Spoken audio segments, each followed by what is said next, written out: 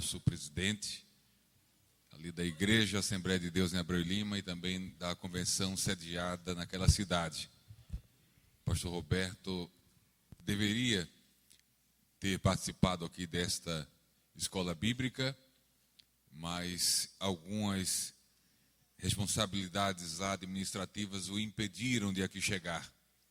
E sendo sabedor que também aqui estaríamos, ele nos pediu para nos desculparmos ao pastor Teixeira pela impossibilidade de aqui estar e, ao mesmo tempo, representá-lo juntamente, representando o nosso ministério, nossa convenção e a igreja que está ali no estado de Pernambuco.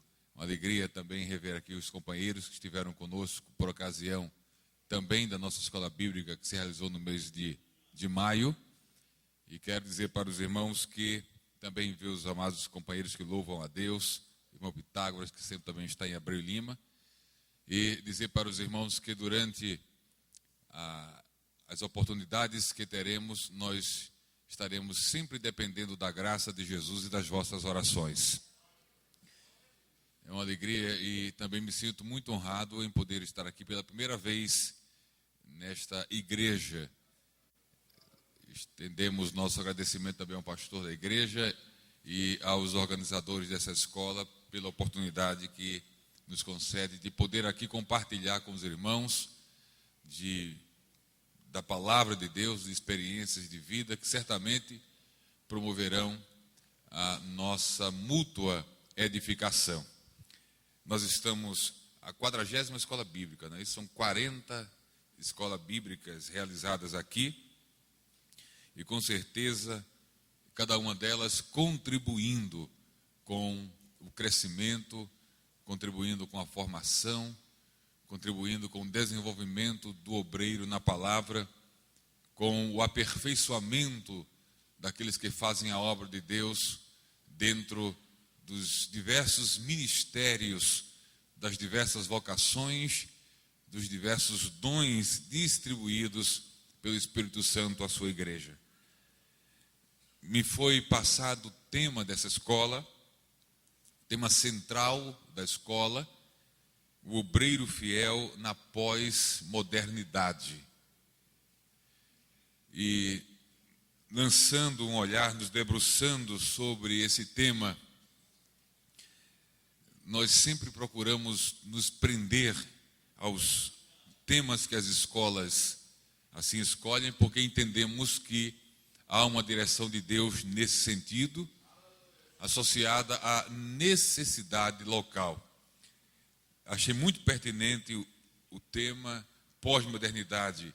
É um tema que há uma série de variações dentro do contexto da igreja, associada a várias questões, e hoje, pós-modernidade, aqui durante esse período de escola bíblica, está associada à questão da fidelidade do obreiro.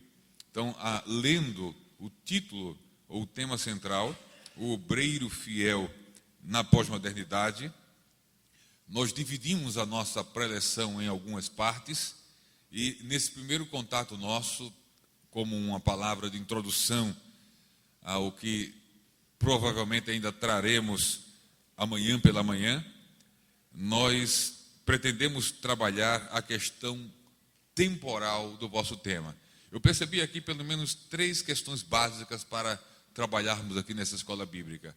A questão temporal, que tem a ver com pós-modernidade, a questão moral, que tem a ver com fidelidade, e a questão vocacional, que tem a ver com obreiros. Então, a questão temporal, a questão moral e a questão vocacional são 3 temas ou subtemas presentes no tema central. E eu gostaria de iniciar nossa fala nesta noite falando sobre a questão temporal, a questão da pós-modernidade, reforçando, lembrando e trazendo para os irmãos e as irmãs aqui nessa noite. Não sei se o trabalho está sendo transmitido também via site, alguma coisa. Não, só a título de informação, porque às vezes quando está a gente interage também com aqueles que assistem. Então, para aqueles presentes e que assistirão posteriormente, essa mensagem, é muito importante refletirmos sobre o nosso tempo, sobre a nossa época, sobre a nossa geração. Compreender o nosso tempo. Porque se não compreendermos o nosso tempo, na condição de obreiros, nós não teremos a possibilidade de contextualizar, de aplicar a mensagem do Evangelho para a nossa geração. O Evangelho tem essa grande capacidade de adequar-se às circunstâncias. E por anos que venham a se passar, desde a implantação, desde o início da pregação do Evangelho, o Evangelho nunca se tornou velho. E ele tem superado obstáculos, adversidades, embates, lutas durante toda a trajetória da história da igreja. E em pleno século XXI, em tempos pós-modernos, o Evangelho continua relevante e é, repito, imprescindível que a igreja discirna e compreenda o seu tempo, o seu momento, para em seu tempo, em seu momento, contextualizar e aplicar a mensagem do Evangelho. Eu quero enumerar algumas características da pós-modernidade que nem sempre é perceptível, nem sempre pode ser compreendida, contemplada, discernida, mas que faz parte do nosso cotidiano e não poucos de nós estão, de alguma forma, muito influenciados pelas ideias que norteiam a pós-modernidade. Então, nesse primeiro momento, eu quero enumerar algumas características desses tempos e dessa época chamada pós-moderna, ao mesmo tempo desafiando a cada um de nós a nos identificarmos dentro desse tempo e a compreendermos ou discernirmos até que ponto os pensamentos, a ideia pós-moderna têm influenciado a nossa própria vida. Dentro dessas características da pós-modernidade, eu vou utilizar alguns termos que são frequentemente usados por pensadores da pós-modernidade e, ao mesmo tempo, interpretando o sentido desses termos. Há um sociólogo na atualidade chamado Zygmunt Bauman. É provável que em alguns cursos na área de pedagogia, sociologia, filosofia, a antropologia ou até teologia mesmo, alguns dos aqui presentes já tenham ouvido falar do Bauman. Eu vou trazer essa introdução e depois eu me reporto ao texto bíblico que estaremos em seguida, logo em seguida a essa palavra introdutória, estaremos aplicando e junto com o conhecimento das características da pós-modernidade, entendermos a importância disso para nós. O primeiro termo que eu gostaria de utilizar nessa noite, e a primeira característica que eu gostaria de citar nessa noite da pós-modernidade, é que a pós-modernidade é definida por alguns como tempos líquidos. Tempos líquidos. O que significa o termo tempos líquidos? Qual a ideia de liquidez presente nessa definição da pós-modernidade, que é o termo mais utilizado por esse sociólogo que eu acabei de citar, o Zygmunt Bauman. O Bauman, ele interpretando o atual momento, ele disse que em nenhuma outra época os laços de amizade, os laços de afetividade, os laços de companheirismo, nunca em nenhuma época esses laços foram estiveram numa condição tão líquida, ou seja, o contrário de sólido. Líquido aqui tem o sentido do contrário de sólido. Bauman diz que houve uma época na humanidade em que as amizades eram sólidas. Houve uma época na humanidade onde os casamentos eram sólidos. Houve uma época na humanidade onde os relacionamentos em geral entre as pessoas eram mais sólidos. e sendo sólidos, eram duradouros, eram estáveis. Mas ele diz que nos tempos líquidos, a solidez dos relacionamentos se desfez.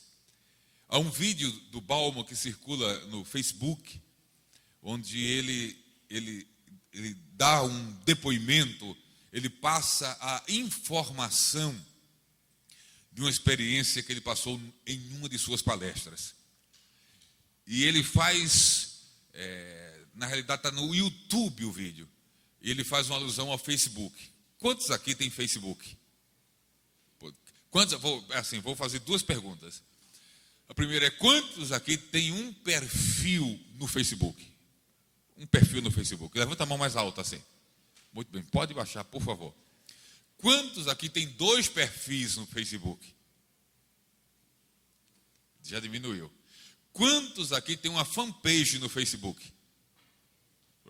Já diminuiu também. Mas a maioria absoluta tem pelo menos um perfil no Facebook com suas centenas ou milhares de amigos. Então, o Bauman, falando sobre o Facebook numa palestra, e falando sobre liquidez nos relacionamentos, ele teceu uma crítica sobre os vínculos de amizade e a fluidez das amizades nas redes sociais. Algumas pessoas, durante a sua fala, não se sentiram muito confortáveis com a sua palestra, e ao final da palestra, um jovem se aproximou do Bauman e disse que não concordava com a crítica que ele teceu ao Facebook, porque num só dia, disse aquele jovem, ele conseguiu 500 amigos no Facebook. O Bauman olhou para ele e disse: eu tenho 85, 86 anos de idade, e se eu for contar os meus amigos de verdade na vida, talvez não chegue a 50. E você conseguiu 500 num só dia? Ele fez aquele jovem pensar. E algo de muito interessante que o Bauman fala, tecendo uma crítica, não dizendo que não serve para nada as redes sociais, mas tecendo uma crítica a esses tempos líquidos. Ele diz que o grande sucesso do Facebook, atente bem agora para o que nós vamos aqui falar. O Bauman diz que o grande sucesso do Facebook não é a capacidade que ele tem de nós conseguirmos novos amigos. Ele diz que o grande sucesso do Facebook é exatamente o contrário. É a facilidade que nós temos para deletar e descartar amigos. Quem já teve amigos de verdade e que por qualquer razão essa amizade foi comprometida, sabe o quanto é difícil encarar alguém que já foi amigo de verdade e que falhou com a gente, ou que nós falhamos com aquela pessoa. Então, o Bauman disse que o Facebook tem esse sucesso porque você pode acabar uma amizade sem constrangimento nenhum. Uma vez estávamos ministrando num congresso de jovens lá em Abreu e Lima, uma palestra para uma turma boa de jovens, e nós falávamos isso, dessa facilidade de deletar. E aí, para os jovens, eu falei naquela ocasião, e aqui eu percebo que há alguns jovens obreiros também, que por vezes nas amizades, nas redes sociais do Facebook, quando um rapaz está se enamorando, né, ou gostando de uma menina, e de repente ele usa o Facebook para tentar conquistá-la ou sinalizar o seu sentimento por ela, quando ela não gosta, ela deleta logo. E aí, no meio do auditório, um jovem talvez tinha vivenciado há pouco tempo essa circunstância, essa realidade, e aí ele encheu o peito e soltou aquela voz pentecostal dizendo: deleta e bloqueia. Além de deletar, ainda bloqueia, não dá nem a oportunidade de voltar lá e nem de ver as suas postagens no Facebook. Ele estava revoltado com alguém. Acontece que essa leitura e essa análise do Bauman, ela é muito verdadeira. A velocidade que se conquista amigos na rede social e a facilidade que se conquista é a mesma com a qual se perde. E daí ele estende essa crítica aos tempos atuais para todos os outros níveis de relacionamentos. Nós sabemos, com base em dados científicos e estatísticas, que em nenhuma outra época na história da humanidade tantos casamentos se esfacelaram ou se acabam, e com tanta rapidez. Nunca. Eu estava lendo uma obra cujo autor disse que nos Estados Unidos, hoje, em alguns estados americanos, você casa com um contrato anual renovável.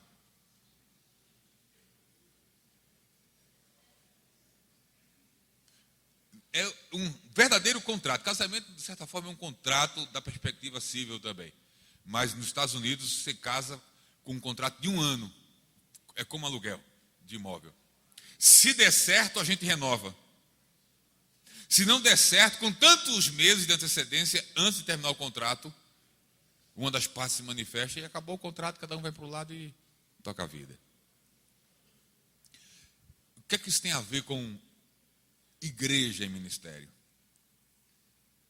Isso Bauman não falou, porque ele não é cristão, nem vive a realidade da igreja. É provável que em nenhuma outra época da história da igreja houve tanta mudança, tanto vai e vem. E aqui a escola bíblica, eu acho que o lugar é esse para tratar dessas questões.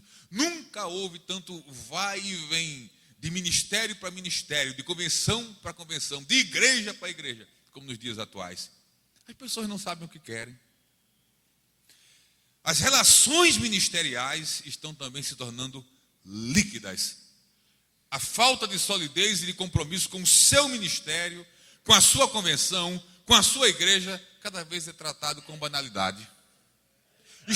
Está aqui e amanhã está ali, tanto faz. Voltar também, sair de novo para outra, tanto faz. E a fluidez não tem fundamento bíblico. Nosso Deus não é um Deus fluido, é um Deus sólido, é um Deus firme. Mas é só a introdução. Essa questão, nós pretendemos amanhã pela manhã, permitindo Deus, entrarmos no campo eclesial, tratando da perspectiva moral, da pós-modernidade e sua influência na evangelização, a sua influência no pastoreio, no ministério pastoral, a sua influência na música evangélica e a sua influência na pregação e no ensino da palavra. Aí você vem preparado assim para comer tutano e feijoada antes do almoço, no café da manhã. Que amanhã a gente entra, pastor Jorge, nessa questão, confrontando esses problemas. Mas uma das características da pós-modernidade são isso que se chama tempos líquidos, onde há essa fluidez, essa instabilidade, esse descompromisso nos relacionamentos em todas as áreas da vida. Uma outra característica que os expertos, os estudiosos da pós-modernidade nos apontam é que a pós-modernidade é um tempo de exagerado consumo. Exagerado consumo.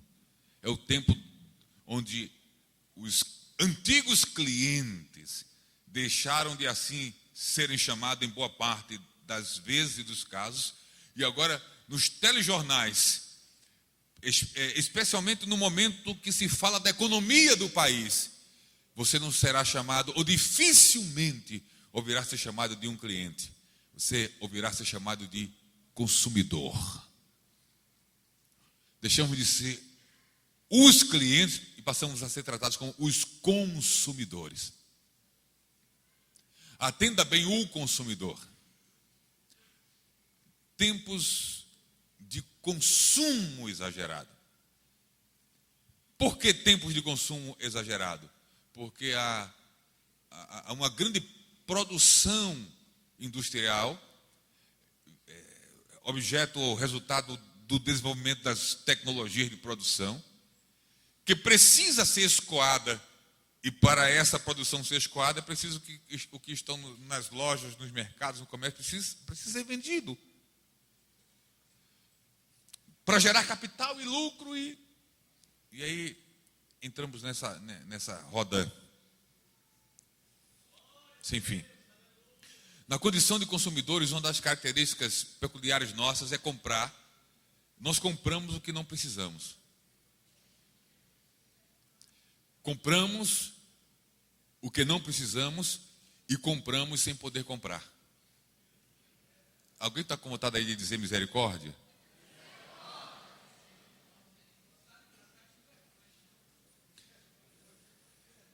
Está com vergonha?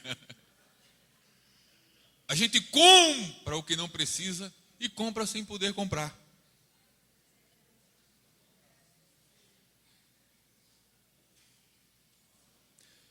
E aí a gente entra em...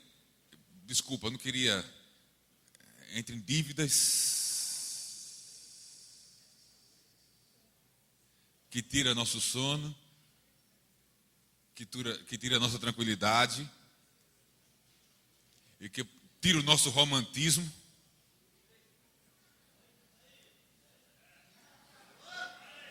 Né? Apaga às vezes a chama.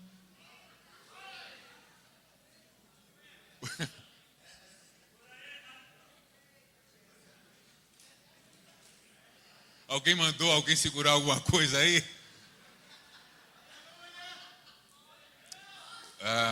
Vocês tenham cuidado, porque a psicologia diz que quando alguém assim diz, segura aí, fulano, é porque quem está precisando segurar é ele mesmo.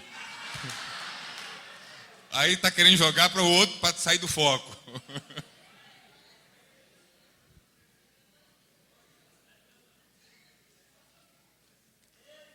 Nos tempos de consumismo, a propaganda é o maior veículo de persuasão para que a gente compre, mesmo não precisando. E aí entramos em dívidas e vem a outras consequências assim não tão boas para a vida da gente. Eu falava no início que uma das propostas é fazer com que cada um da gente se perceba na pós-modernidade e veja o quanto está sendo influenciado ou engolido pela pós-modernidade. Precisamos lidar com essa questão do consumismo. As coisas hoje que são fabricadas e que nós adquirimos, elas são fabricadas para serem descartáveis. Por exemplo, comprei esse celular esse ano. A fábrica, a empresa que fabrica esse celular, já lançou uma versão mais avançada dele. Um processador mais rápido, uma câmera com uma quantidade maior de megapixels, algumas ferramentas e possibilidades que esse não tem. Então, esse meu celular, em questão de 3 meses, já está ultrapassado, obsoleto. Pelo menos é essa a mensagem que a companhia quer passar para mim. Mas eu resisto à mensagem dizendo, tem um novo? Tem, mas esse me serve.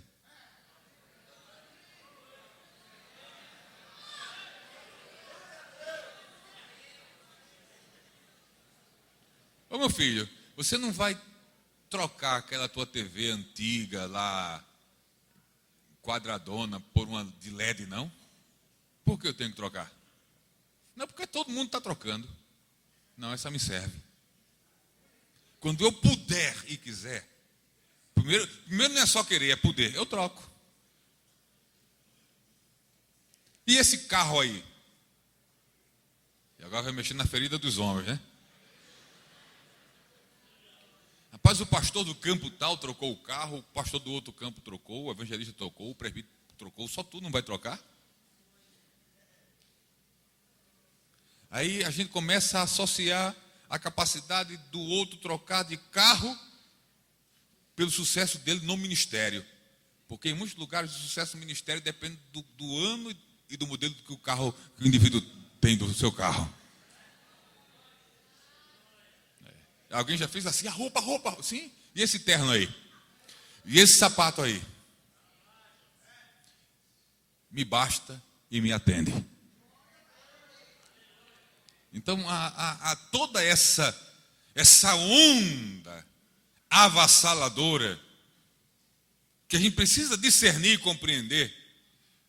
Eu fiz uma pergunta, eu falei de onda avassaladora. Eu fiz uma pergunta um tempo desse, eu acho que foi em Americana, no interior de São Paulo. E eu fiquei surpreso com a resposta. Me surpreendeu mesmo, porque eu falava de algo muito parecido. Para falar da onda avassaladora, deixe-me fazer essa pergunta aqui. Quantos aqui já tiveram a experiência uma vez na vida de quase morrer afogado? Para quê? Você entende? Está vendo? É incrível esse negócio aí. Eu fiquei surpreso em Americana. Quantos, levante a mão, quase já morreram afogados? Olha a galeria. É incrível isso. É incrível, incrível, incrível. Durante a vida, por N razões, as pessoas... Bom, eu não vou nem adentrar. As mãos já responderam tudo. Eu estou falando isso porque eu também já quase morri afogado. E mais de uma vez. Também. E mais de uma vez. A última vez que eu quase morri afogado foi um dia tranquilo, que eu resolvi descansar um pouco, e meio de semana, e fui lá na praia de Porto de Galinhas. Eu quase morri afogado. Mas depois eu conto essa história em detalhes. O fato é que eu sobrevivi. Estou quase cantando o hino. Olha eu aqui. Eu sobrevivi. Mas eu falava de onda avassaladora. Em praias com onda, eu também quase já morri afogado. Eu quase morri já mais de 4 vezes afogado. Em rio, em praia, em açude, em tudo que é lugar que você imaginar. Só não debaixo do chuveiro, mas... Vou não. Tem que dar esse negócio.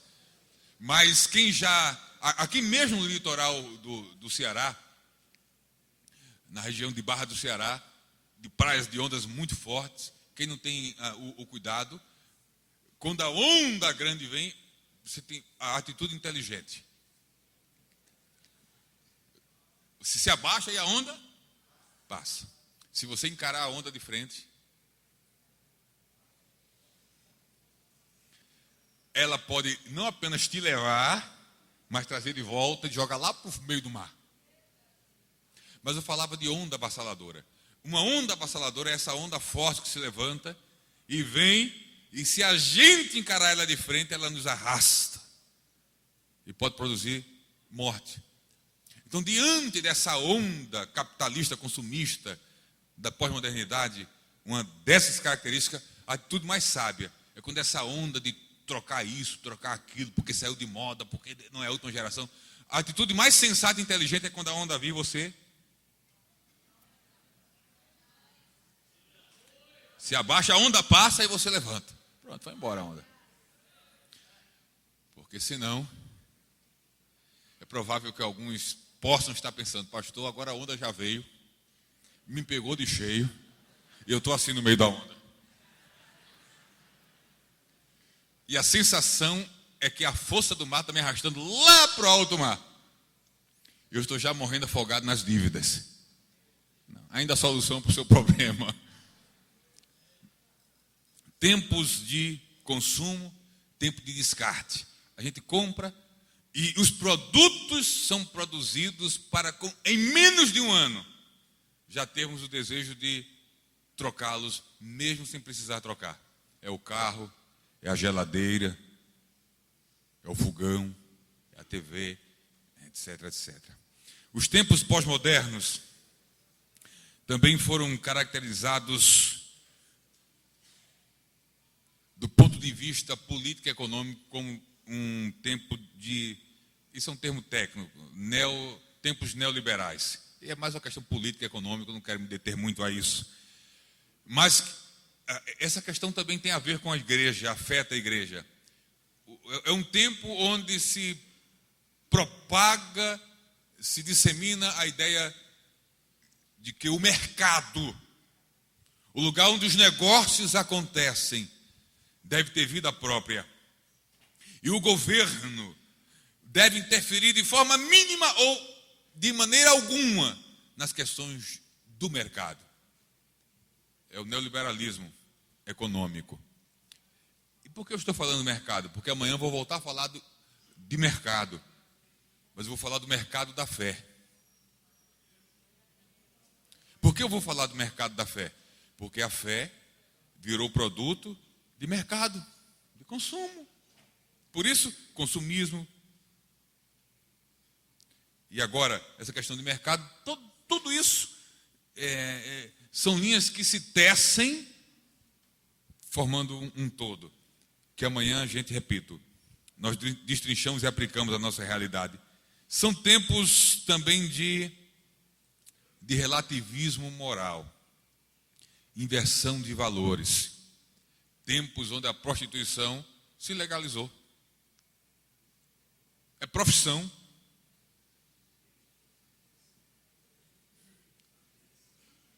Carteira assinada.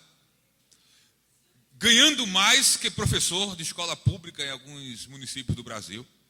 Eu ouvi um negócio meio pesado na internet, negócio de Facebook, de alguém dizendo: estou deixando de ser professora para ser prostituta.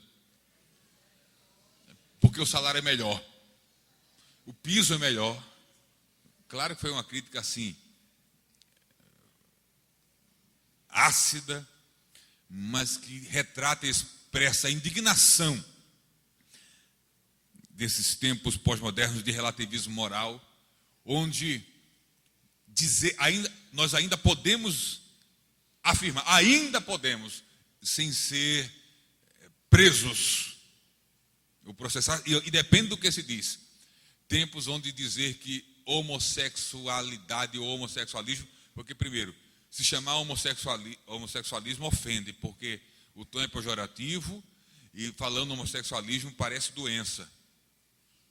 Então não é para chamar mais homossexualismo, é para chamar homossexualidade, que tem a ver com comportamento. Aí depois pensaram também: a homossexualidade não cai bem, agora é para chamar de homoafetividade. Bom, só muda a roupa.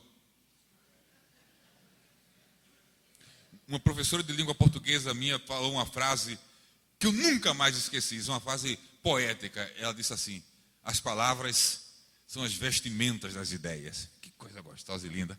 As palavras são as vestimentas das ideias.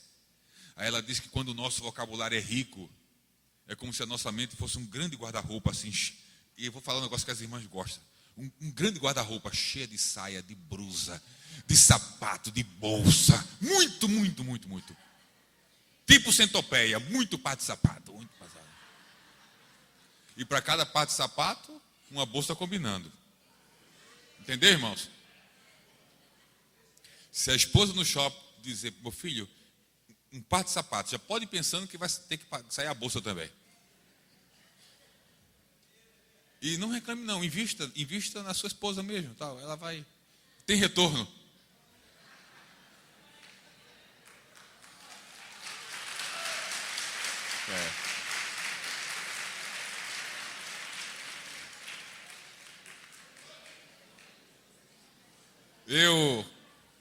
Eu tenho, a essa altura os homens estão começando a travar comigo. Eu só dei uma mancada grande. Mossoró. Também um trabalho de escola bíblica em Mossoró, na época que o pastor Martim ainda estava lá no interior do estado de Mossoró. Hoje ele está na capital, eu pastor da igreja em Natal e o pastor presidente da convenção. E eu caí na bobagem eu disse a coisa certa e depois eu dei o conselho para os maridos de investir na estética feminina, né? Até dizendo para eles: olha, quando você banca para sua mulher ir no salão, dar uma escova, fazer um alisamento, dar um trato no cabelo, você está fazendo um investimento além, você faz economia, porque duas coisas acontecem: ela se sente melhor esteticamente e se sente melhor psicologicamente e emocionalmente. Então o salão economiza a clínica psicológica, que é muito mais caro.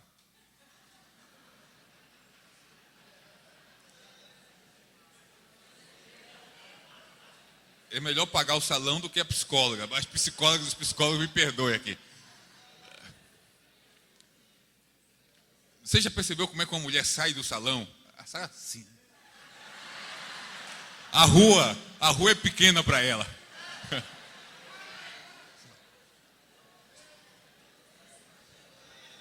E chega em casa rindo. E sempre, geralmente, termina em festa esse negócio.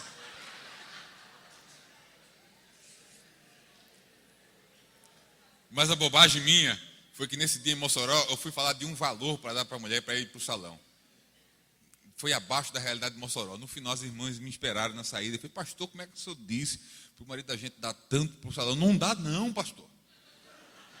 Aí eu tive que depois voltar para os maridos e aumentar lá.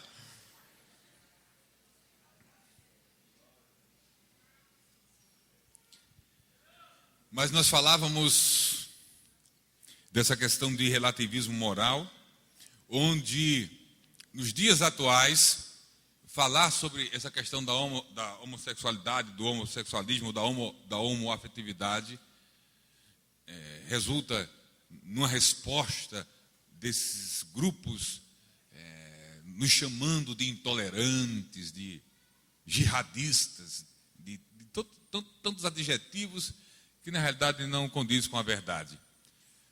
A única coisa que a gente pleiteia é a manutenção constitucional da liberdade de pensamento e de expressão, que obviamente não deve ser ofensiva. As pessoas podem decidir o que fazer da vida, e é uma decisão, e não um determinismo biológico ou fisiológico. É opção. Vou para o âmbito do debate em qualquer instância que seja. Decidam o que quiserem da vida. Agora, ninguém é obrigado a concordar. E ninguém é obrigado a silenciar. Principalmente quando nós temos responsabilidade para com a palavra de Deus, de comunicar a vontade de Deus, a verdade de Deus. Então são tempos de relativismo moral, onde essa inversão de valores tem atingido a igreja. Vocês não vão se escandalizar com o que eu vou dizer. Não vou citar lugares, mas há um contexto de igreja onde já está se partindo para um trabalho específico, porque se proliferou entre um grupo ou grupo de adolescentes as relações homossexuais ou homoafetivas, como queiram chamar. Meninas namorando com meninas e rapazes com rapazes. A igreja, claro que não concorda com a prática, mas foi introduzida, está presente e quase que como encarada naturalmente pelos que praticam. E daí vem a necessidade urgente de se trabalhar à luz da palavra, orientando, aconselhando, acolhendo, para que essas pessoas tomem consciência da postura inadequada e não bíblica, e assim voltem-se àquilo que é a vontade de Deus para as suas vidas. Pós-modernidade são tempos de desconstrução, tempo de desconstruir ideias, princípios, conceitos bíblicos, judaicos, cristãos que venceram e passaram de gerações para gerações e hoje tentam se desconstruir. Quando nós falamos de desconstrução na pós-modernidade, eu especifiquei aqui a desconstrução numa área muito importante para a vida do obreiro, que pretendemos trabalhar amanhã, não sei se vai dar tempo, que é a desconstrução hermenêutica. Quando a gente fala de desconstrução hermenêutica, nós estamos dizendo que existe uma linha secular. Hermenêutica é a ciência da interpretação. E de um ponto de vista mais amplo, não apenas interpretação de textos. Na medida que você tenta interpretar um fato, você está praticando hermenêutica. Hermenêutica é a ciência de interpretação. Na hora que a interpretação é do que foi escrito, hermenêutica textual. E se foi escrito em termos bíblicos, hermenêutica bíblica. Da perspectiva da desconstrução, há uma máxima na hermenêutica pós-moderna de que nenhum texto escrito, ao chegar ao leitor, o leitor conseguirá entender adequadamente e apropriadamente o sentido desse texto. A hermenêutica desconstrutivista ensina que uma vez saída da mente do autor e alcançando o leitor, o leitor nunca conseguirá entender plenamente o que o autor quis dizer. E isso aí desencadeia um outro pensamento pós-moderno.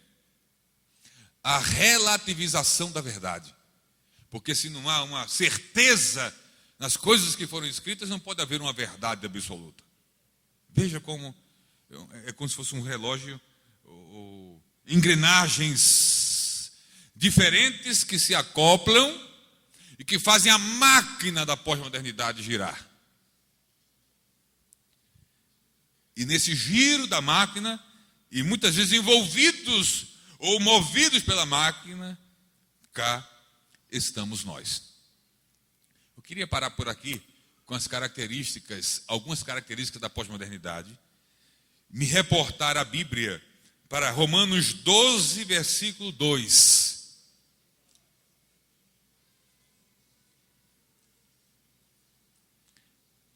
Para, analisando rapidamente esse versículo, convergirmos para a conclusão da nossa participação nessa noite.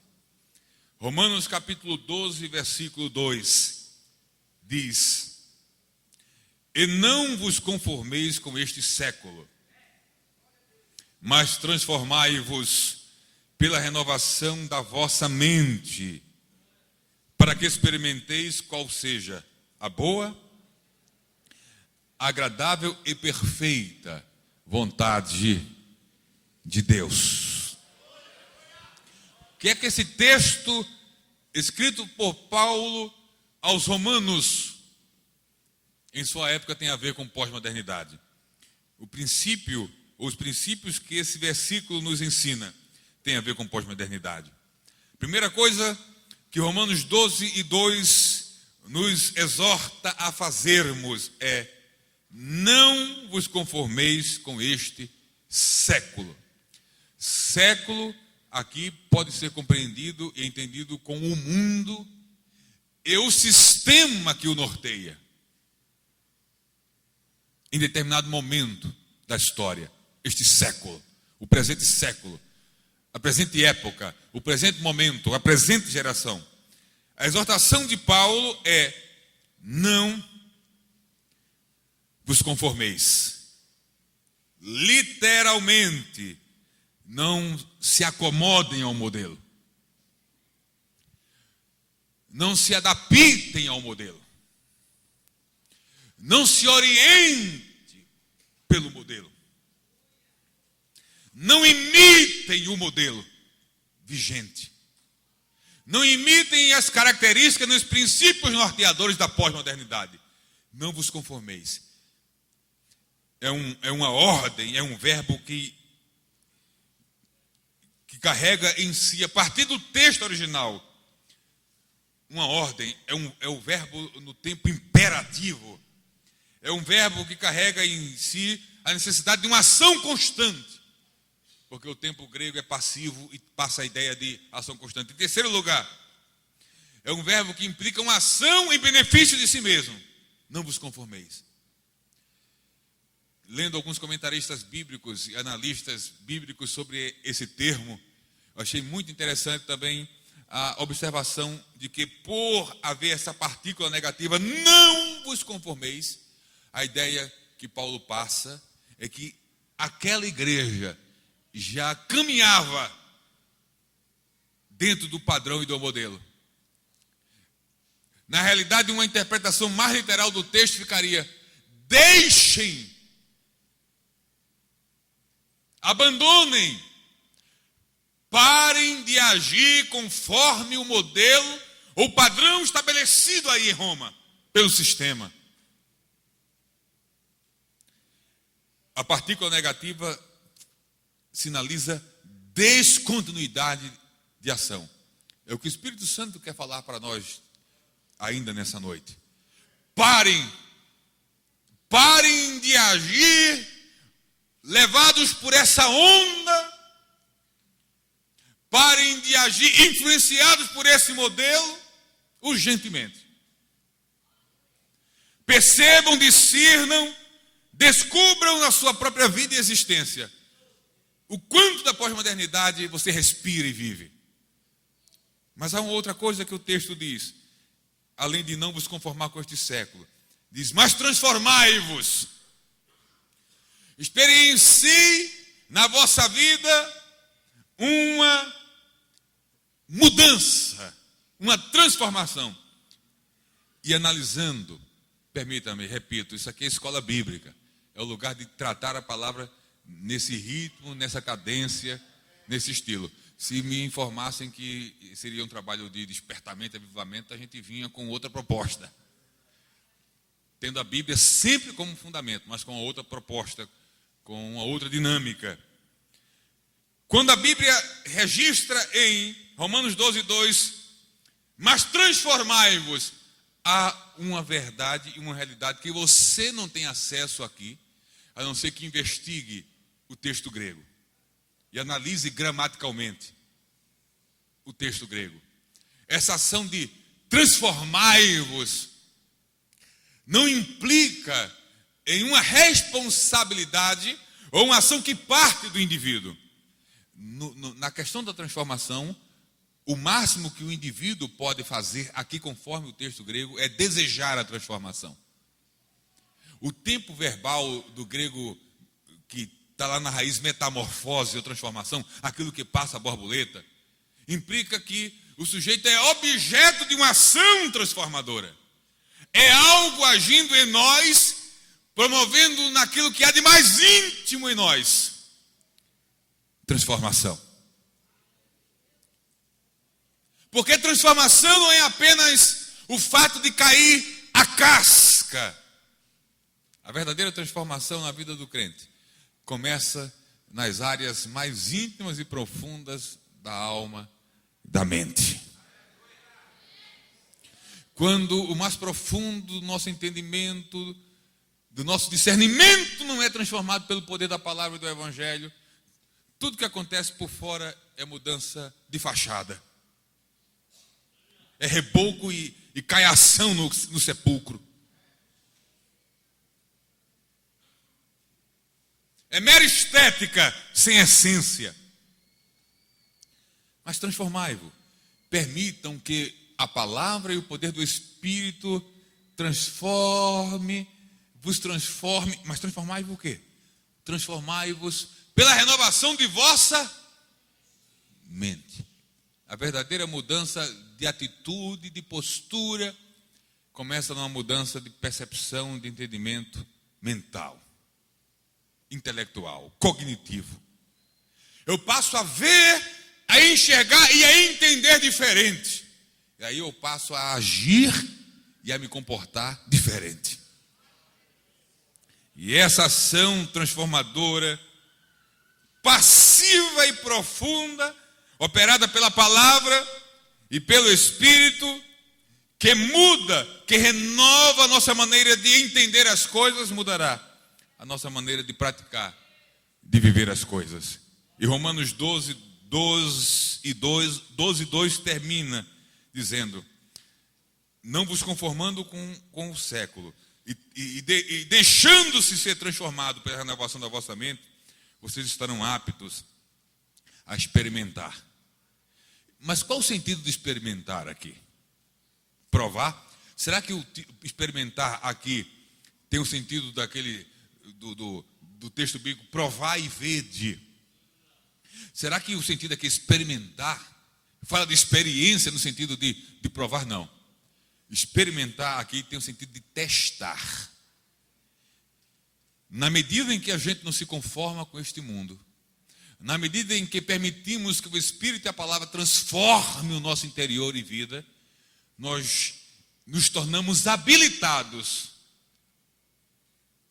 Adquirimos a competência e a qualificação para experimentar, para discernir, para aferir que a vontade de Deus é boa, agradável e perfeita. Ninguém estará apto para chegar a esta conclusão sem que antes haja uma atitude e uma decisão de não conformar-se com o modelo da pós-modernidade. Sem que antes a gente se entregue à palavra e ao Espírito para que opere na vida da gente mudança e transformação. Depois disso, nos habilitamos a sermos experimentadores da boa, perfeita e agradável vontade de Deus. Uma boa maneira de concluirmos nessa noite é entendendo que diante de tudo aquilo que a gente viu hoje em termos de palavra introdutória sobre algumas características da pós-modernidade, sermos conscientes de que ao sair por aquela porta, provavelmente você ainda estará sob forte influência da pós-modernidade e talvez ainda com um desejo de trocar o carro, mesmo não precisando, de trocar a casa, mesmo não precisando, de trocar a geladeira, mesmo não precisando, de comprar um novo relógio, mesmo não precisando, de comprar uma gravata nova, mesmo não precisando, de comprar a bolsa e a sandália, mesmo não precisando. É provável que você ainda saia com esse desejo. Porque essas coisas não mudam instantaneamente. É um processo que começa com uma entrega, onde a gente diz: Senhor, sozinho eu não consigo, mas se a tua palavra e o poder do Espírito operar em mim, e eu permito, eu dou liberdade para que opere, aí começa uma mudança, uma transformação na nossa vida. Curve a sua cabeça em nome de Jesus. Pai Santo, nós queremos te render graças pela oportunidade de, nessa noite, podermos compartilhar essas verdades com teus filhos à luz da tua palavra. E agora, diante do que falamos, diante do que a Bíblia nos fala, nós queremos te pedir mais uma vez. Queremos primeiro dizer que estamos desejosos e de maneira consciente não queremos continuar, que nada que venha de fora e que se não adeque àquilo que é fundamento e princípio em tua palavra, que nada possa influenciar a nossa vida e existência. Nenhuma ideia pós-moderna, nada. Em segundo lugar, nós queremos mais uma vez aqui reiterar o desejo de em nós a tua palavra e o poder do teu Espírito agir de uma forma que aquelas áreas da nossa vida e do nosso ser, áreas tão profundas que nem mesmo a gente consegue ir lá, mas tu consegue, porque tu sonda todas as coisas de todas as pessoas. Só tu consegues ir no mais profundo e íntimo do nosso ser. E foi por isso que o salmista Davi disse: sonda-me, ó Deus, e vê se há em mim algum caminho mau. Pai, visita as áreas mais profundas do nosso ser. E pelo poder da tua palavra e do teu Espírito, opera a transformação. Porque a transformação operada por tua palavra e por teu Espírito gerará em nós libertação. E promovendo em nós libertação, resultará no louvor e na glória do teu santo nome. Resta-nos, enfim, Pai, diante disso e da confiança que temos em Ti, te bendizermos e te agradecermos, em nome de Jesus. E quantos podem dizer amém? Amém. Obrigado, pastor.